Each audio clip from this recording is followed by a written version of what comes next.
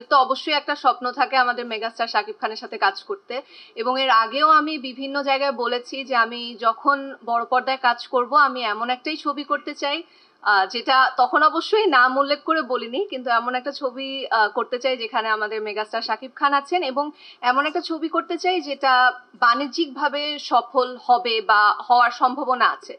So আমার কাছে তো অবশ্যই এটা একটা স্বপ্নের মতো, এবং আমি আসলে ফিল করে আমি খুবই লাকি যে আমি আমার প্রথম সিনেমাতেই এরকম বিশাল বড় অ্যারেঞ্জমেন্টে কাজ করতে পারছি। আলফাই, চরকি, এসভিএফ মানে সবকিছু মিলিয়ে একটা কাজ করতে পারছি, এবং এত সুন্দর বড় একটা টিমের সাথে কাজ করতে পারছি। আমার মনে হয় আমার নিজের আসলে খুব একটা বেশি মানসিক চাপ নিতে হয়নি, কারণ আমি এত সুন্দর একটা টিম পেয়েছি।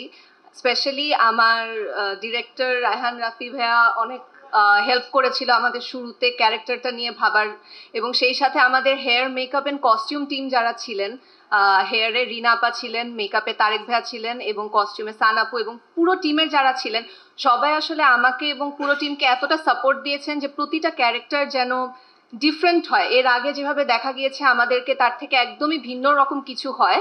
সো আমার আসলে খুবই বেশি মেন্টাল কোনো প্রেশার নিতে হয়নি, সবকিছু আমার জন্য আমার টিমই করে দিয়েছে। আর আমার সবসময় ইচ্ছা থাকে ভালো কাজ করা, ভালো মানের কাজ করা।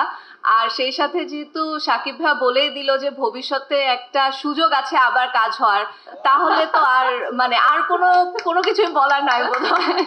Thank you.